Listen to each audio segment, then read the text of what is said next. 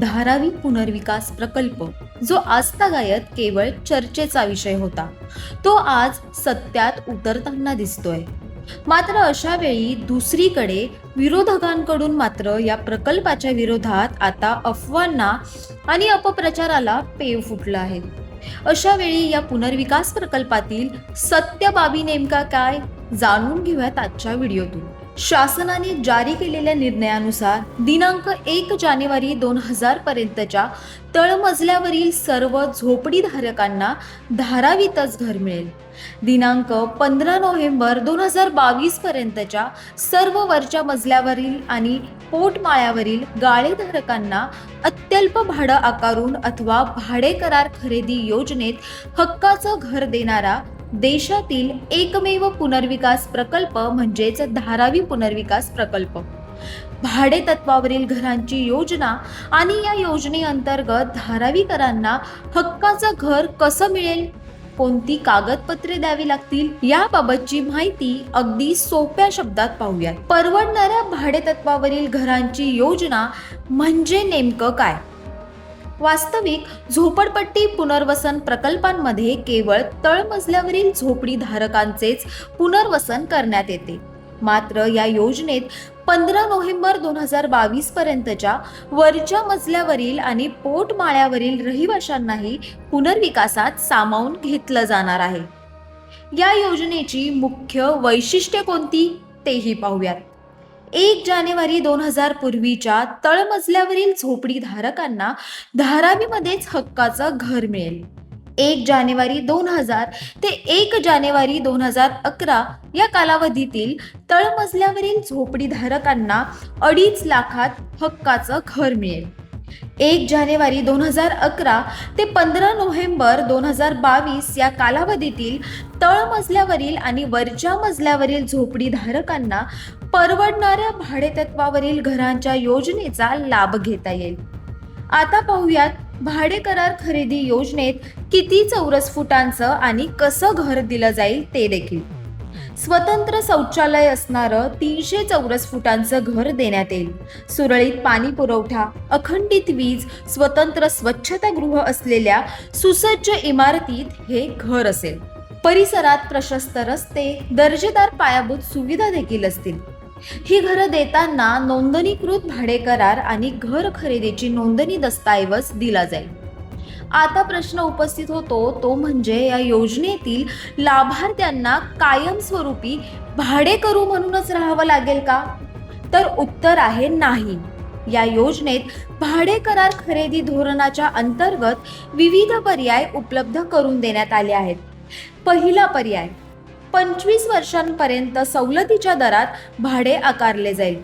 25 वर्षांनी करार संपुष्टात येतात सरकारने ठरवलेलं अत्यल्प शुल्क देत घराचा मालकी हक्क मिळेल. पर्याय 2, 25 वर्षाच्या भाडे करार कालावधीत कधीही सवलतीच्या दरात घर खरेदी करता येईल. आणि तिसरा पर्याय, शासनाने निश्चित केलेल्या सवलतीच्या दरात सुरुवातीलाच घर खरेदी करता येईल. याचाच अर्थ असा की या योजनेतून केवळ भाडेतत्वावर घर दिले जाणार नसून कालांतराने या घराचा मालकी हक्क देखील मिळू शकतो. आता पाहूयात या घराचं मासिक भाडं आणि खरेदी किंमत नेमकी किती असेल. घराच्या एकूण किमतीच्या 0.261% इतकंच मासिक भाडं आकारलं जाईल. जागेचं मूल्य आणि बांधकाम खर्चावर घराची किंमत ठरवली जाईल. लाभार्थ्यांना क्रेडिट लिंक्ड सबसिडी स्कीम म्हणजेच CLSS या योजनेचा लाभ घेता येईल, ज्यामुळे खरेदी किंमत देखील कमी होऊ शकते. आता सर्वाधिक चर्चेला जाणारा प्रश्न म्हणजे या योजनेत घर नेमकं कुठे मिळेल. परवडणाऱ्या भाडेतत्वावरील घरांची निर्मिती मुंबई महानगर प्रदेशात म्हणजेच MMR मध्येच करण्यात येईल. नियोजन आणि प्रत्यक्ष अंमलबजावणी करताना धारावी पुनर्विकास प्राधिकरणाच्या वतीने नेमकं ठिकाण निश्चित करण्यात येईल. आता पाहूयात कुटुंबातील कोण अर्ज करू शकतो ते. केवळ कुटुंब प्रमुख या योजनेसाठी अर्ज करू शकेल. एका कुटुंबासाठी एकच घर देण्यात येईल. पती, पत्नी आणि अल्पवयीन मुलं यांना कुटुंब म्हणून ग्राह्य धरलं जाईल. त्यांना स्वतंत्रपणे अर्ज करता येणार नाही. कुटुंब प्रमुखाचा मृत्यू झाल्यास त्याचा अधिकृत वारस म्हणजेच योजनेतील पात्र निकषांनुसार अर्ज करू शकेल. आता पाहूयात पात्रता निश्चितीसाठी सर्वेक्षणाची प्रक्रिया नेमकी काय आहे ते. घरोघरी जाऊन आणि ड्रोनच्या माध्यमातून केलेलं सर्वेक्षण ग्राह्य धरलं जाईल. हे सर्वेक्षण अंतिम आणि बंधनकारक असेल. रहिवाशांनी सर्वेक्षण करणाऱ्या अधिकाऱ्यांना सहकार्य करून आवश्यक कागदपत्र आणि माहिती सादर करणं बंधनकारक आहे. या सर्वेक्षणात सहकार्य न केल्यास अथवा चुकीची माहिती दिल्यास कायदेशीर कारवाई करून संबंधित रहिवाशांना अपात्र ठरवण्याची तरतूदही करण्यात येणार आहे. आता पाहूयात आवश्यक कागदपत्रे नेमकी कोणती आहेत ती. तळमजल्यावरील झोपडीधारकांनी दिनांक 16 मे 2018च्या शासन निर्णयानुसार आवश्यक असलेली कागदपत्र सादर करावीत.